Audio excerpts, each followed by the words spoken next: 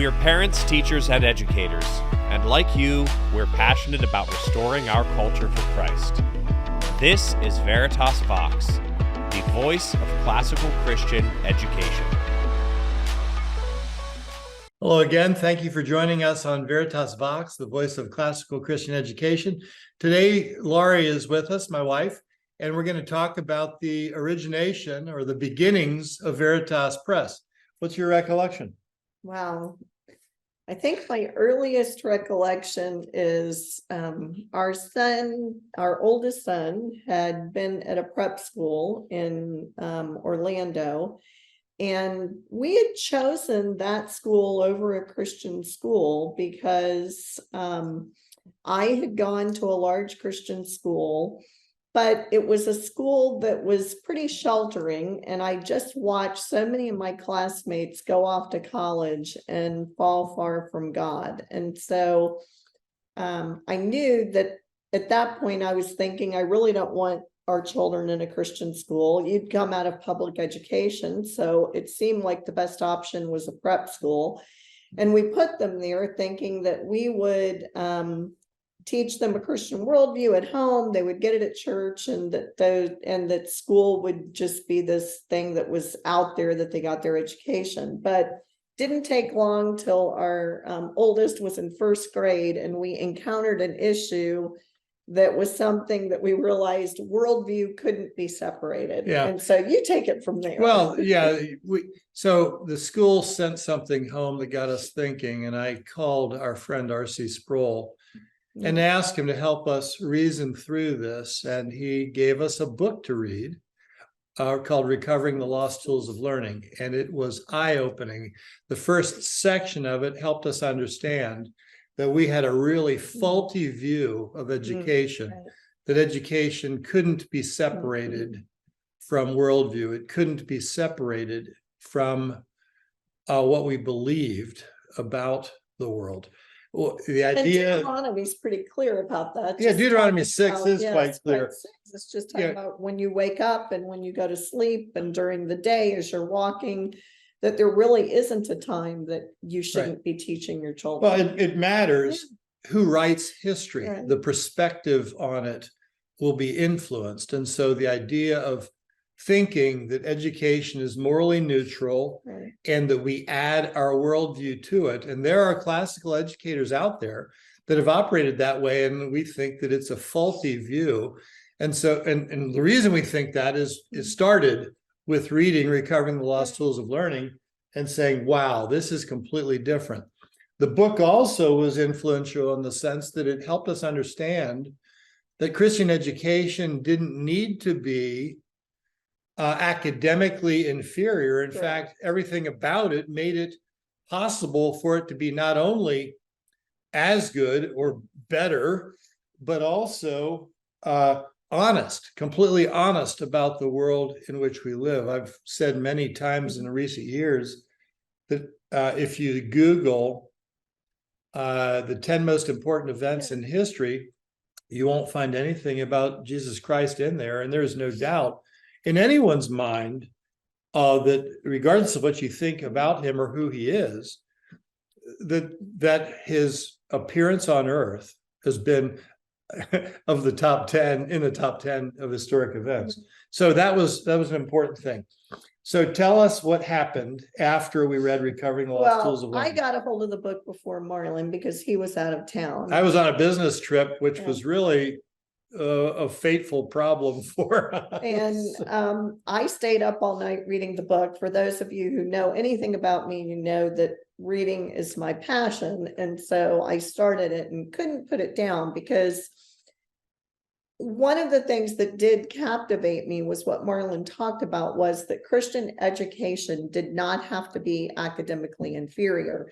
And as I said, I had seen so many of my classmates that had gone to college and really struggled with keeping their faith. And, you know, I had never read anything like the Iliad or the Odyssey or Aristotle or Socrates at the Christian school I went to. And so encountering those for the first time in college and wrestling with that, But for the grace of God, I don't know that I would have come out of that okay. And so I thought, why are our kids not getting that from a Christian worldview? And when I read Recovering the Lost Tools of Learning, it was everything about it. And so I called It really Marlin. put things together for us It in ways did. that we had not been able to do before. I called Marlin probably at 5 a.m. We both get up really early. And so that wasn't unusual. I'd been waiting probably for an hour at that point. And my first comment to him was, we have to start a school. So not a call you want to give to your wife. It wasn't quite 5 o'clock. I remember it too. And I was actually staying at Laurie's parents' house. And of course, this was a bit before cell phones had really gained acceptance. And so she's calling on a landline. Laurie's mother answers the phone. And in her name was Diane. And Diane's voice, Marlin, Laurie's on the phone. Yeah. And I told him we needed to start a school. And I know he thought I was crazy. But anyway, he was kind enough to say, well, let me at least read the book. Got home, he read the book, and we need to start a school. So we wanted that kind of education for our children. And that's where we were thinking at this point. This is not anything yet about Veritas. Curriculum and Veritas Press. It was simply the idea of that kind of education for our 4 boys. And so as an educator, once we'd gotten a team on board, Marlin, of course, called RC and Vesta, and we assembled a team of people to put this school together. And as you can imagine, having RC on your board and as part of it, it makes it a little bit easier to start a school. We called Doug Wilson right away. We're the kind of people, the author's name is Doug Wilson. He wasn't really well known at that point. So Marlin called him, got him on the phone right away, and we had a conversation. But I started looking into curriculum, and the place that I found myself was in homeschool curriculum, because the Christian school curriculum was not anything that was academically rigorous. And so I went into the homeschool world, and that's where we met Rob Shearer. Rob Shearer and his wife, who have education backgrounds, and now Rob teaches with for us, yeah. For our online school, Veritas Scholars Academy. But Rob had a business called Greenleaf Press, and they had done reprinted some books. Famous Men series is what it's called. Famous Men of Rome, Famous Men of Greece, and some others, and they wrote some too. Yeah, and so then I, as I was reading Sayers, and like I said, I'm a history buff, so I found every primary source book I could on education, whether it was education of Hebrew, biblical Hebrew education for young children, or Greece or Rome or the Middle Ages and monasteries. I was trying to get my hands on any primary source I could. And because we had to get curriculum together for a school, we had 3 months basically to pull this together. And the school, the details school. are, I've lost track of the year. It was either 1992 or 1993. I've seen both in print, but I know it was May 26th that 8 of us got together, 4 couples, the Sproles, Laurie mentioned already, the Malones, Mike and Barb Malone, and help me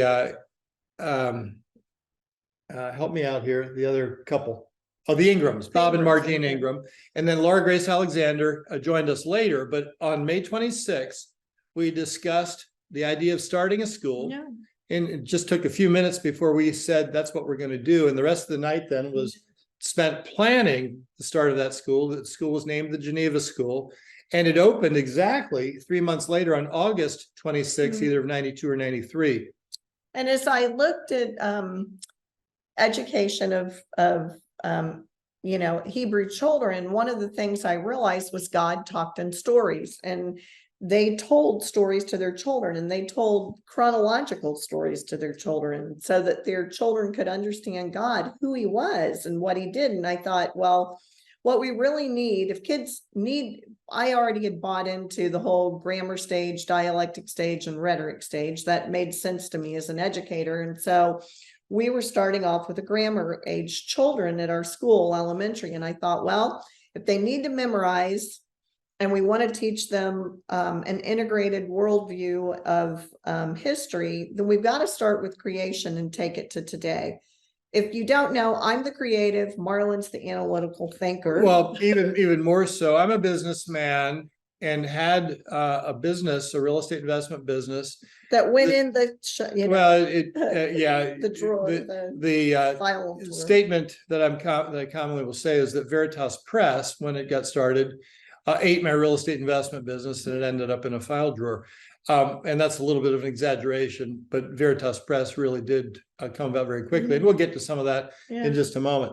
But her background in education, her love of history, her family, her grandfather was a guy named L.B. Summers, who started a boys' boarding school, which is still a big going concern. And we recently had a chance to go see the campus of that school, which is amazing compared to them. He wouldn't believe it. No. Yeah, but that school was a boys' boarding school in the northern part of Miami, called Miami Country Day.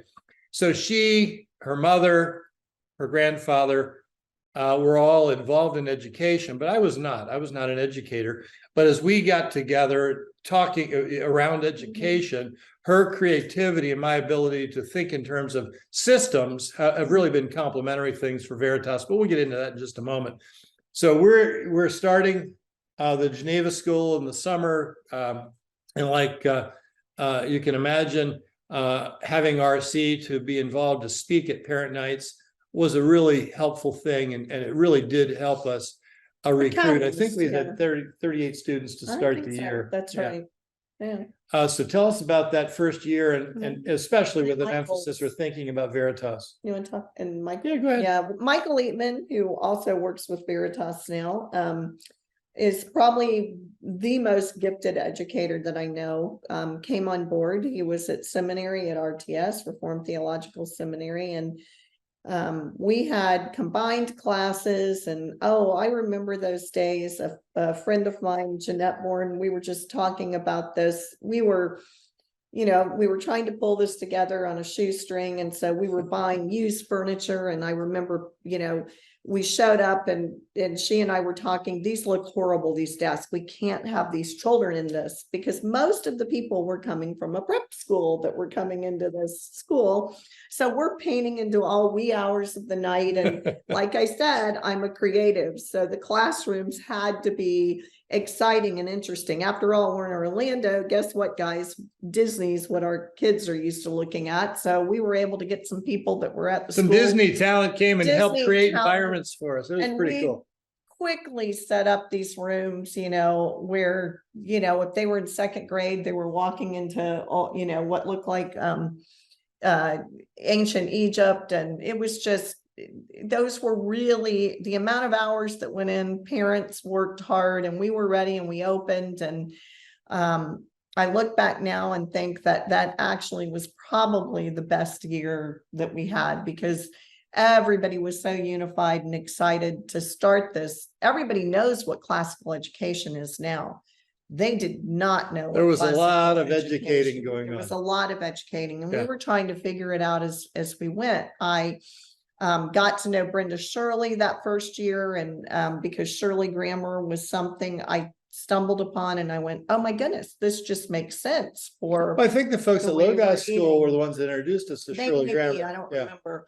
And we went out to Logos, and Tom Garfield, who works with us now, he tells this story even better than I do, but he, said, you were asking me for anything and everything that I had. And he said, I think our photocopy machine ran for 48 hours nonstop with you and I photocopying anything you could get your hands on. That what happened when we first talked to Doug about the idea of starting a school. He let us know of a conference that they were doing. This was in May. We had the conversation. It was June that a contingent of us, including Laurie and me, and Michael, I think Michael was there too, went to Idaho for what is now known as the first ACCS conference. And we really hit it off with the folks at Logos School. And it really was very helpful. And you spent a lot of time with Tom. It dawned on me as we're having this conversation, how many people that we started with are continuing to work Yeah. with us. They were in various places and other places, and now back with Veritas 3, we've mentioned Right, so far. which is a really good thing. But we just continued to learn and try to figure out, what the children needed. And I think the thing that's probably spurred us into Veritas Press was the history and Bible chronology Right. curriculum, because there were a lot of things that were, okay, so people call me Closet Charlotte Mason because I really am a mixture of Dorothy Sayers, Charlotte Mason, and then some other But educators. isn't some of that implying that Charlotte Mason was creative and Dorothy Sayers wasn't? And I don't think that's fair. It's not fair, but I would say Sayers had more of a proclivity towards memorization with grammar school students, and Charlotte Mason had more of a proclivity towards being creative and being in nature. Although I agree with Marlin, if you study the time in which they lived, those two things somewhat came hand in hand. I mean, it's like when you think of, I always tell people in one of the talks I do, when you look at education in ancient Rome, we think of this very strict education. It wasn't. I mean, the kids were learning to write in wax, and some of the things that the kids were doing were so tactile, and we don't think of it that way, right? And so, but as I was looking at that, I wanted history to be living history for students, but then I also saw that memorizing things was important. And now some 20 or 30 years, No, it's almost 30. If 92, 93, so we're talking 30 years. Yeah, so 30 years later, I see how important both of those are together, because if you do one without the other, I think you really lose something. If you just have strict memorization and you really don't do any living history or other creative things, whether it's math or whatever it is, it becomes boring very, very quickly, and kids lose interest. But if all you do is living history and you don't take the time to memorize things, it's all disconnected. Because what we see at Veritas, particularly with kids that have come through our program, when they get to omnibus, or now I get to see, almost 40-year-olds that have come through our program. Not almost. They are. Okay, They're 40. But what I see is that the kids that came through the grammar school program that got that memorization, they use it today. I mean, I watch my own sons with their own children, and, they'll be somewhere and they'll laugh, and it's the history song that's still in their head as 36-year-olds, right? But we get a little bit ahead of ourselves here. So what happened this first year was we went to the conference. Yeah. We came back, we had a lot of help, and we brought Tom Garfield to Orlando to help with teacher training. Yeah. And I remember his comment, boy, you have enough inexperience to go around here, don't you? Because we had all kinds of inexperience, but we were all very hungry, very willing. Probably the only educators at that point on board. Yeah, I don't remember if the teachers. I don't remember if the teachers were rookies or if they had some experience. There was some of both. Yeah, but anyway, so that was the first year, and we weren't thinking at all at that point in terms of being in the curriculum or online school business. We were simply, early on, we were one of the first 5 schools. We wanted it for our children. But we were one of the first 5 schools that responded to Recovering Lost Tools of Learning, Wilson's book, to say, we want to start a school. And so in doing that, we were also in a position where the curriculum options were fairly limited. They certainly weren't geared towards this new method, this pedagogical approach. Not out at that point. And so it was and so we're thinking between Laurie's creativity and my systematic thinking, where do we find curriculum and what is ideal? And I think it was the Shears and Greenleaf Press that really impressed us with the idea of sequential thinking about history in particular. Then I think it was our thinking That's the that title. said we really want to see Bible and history taught in a way that can be taught separately, but also understood together about the overlaps. It's not really an overlap, but when does a biblical event happen in the context of what we know about history? And I remember doing flashcards. I was in one of the classrooms and I was doing math flashcards with the kids. And I thought, no, wait a minute. Math flashcards have been around forever, right? Like they've just been around. Why can't we have flashcards for history or for Bible? Like flashcards are a great way to memorize things. And so the music part of it came after the fact, but the flashcards were the first thing, and it happened while I was doing math facts with kids. So we built a system for that, but again, it's kind of hard to stay in sequence here and not provide adequate context. So in this first year, we're starting to think in terms of curricular needs, following the lead of Logos and others that had taken steps before us. And then the second year, or the summer before the second school year, we went back to what is now the second ACCS conference, and that was still in Northern Idaho. And it was at that point that Doug mentioned the need for an association and asked me to join him and others to help found what is now the Association of Classical and Christian Schools.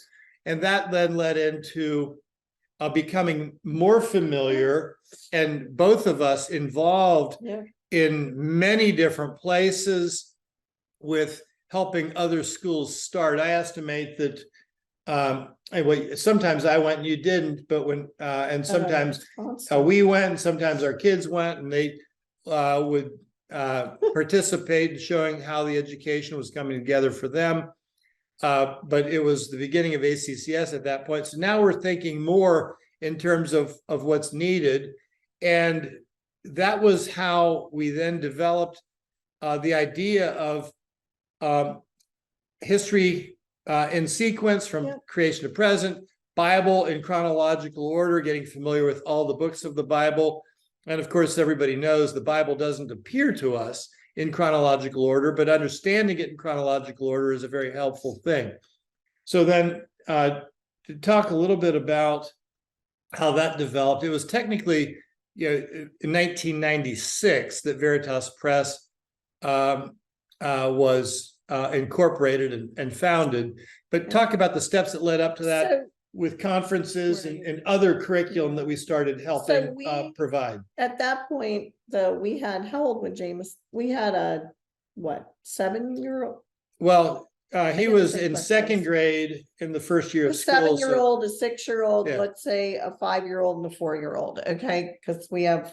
Well, they weren't that close together, but they would have been roughly 2 to 7. Because our youngest was born before our oldest was 5. So they're really close together. And so we were constantly, people were calling us. Marlin and I were both on the phone all the time, trying to help other schools get started.